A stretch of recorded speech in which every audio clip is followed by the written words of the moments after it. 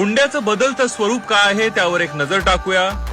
मुलीच्या घरच्यांकडून फ्लॅट घेतला जातो, कार घेतली जाते, सोनं घेतलं जातं, फर्निचर सुद्धा घेतलं जातं, नवीन बाईकची मागणी केली जाते, मुलीच्या घरच्यांकडून प्लॉट घेतला जातो, जमीन घेतली जाते.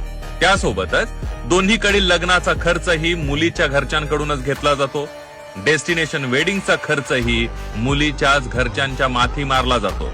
वराडींच्या येण्या जाण्याचा खर्च, हनीमूनसाठी परदेश ट्रिपचा खर्च, व्यवसाय सुरू करण्यासाठी पैशांची मागणी केली जाते, मुलाच्या घरच्यांचं कर्ज फेडण्यासाठी पैशांची मागणी केली जाते, उच्च शिक्षणाचा खर्चही मुलीच्या घरच्यांकडून मागितला जातो.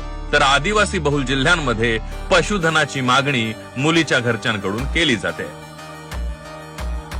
तर हुंड्याचं हे नवं रेट कार्ड कसं आहे ते देखील पाहूया.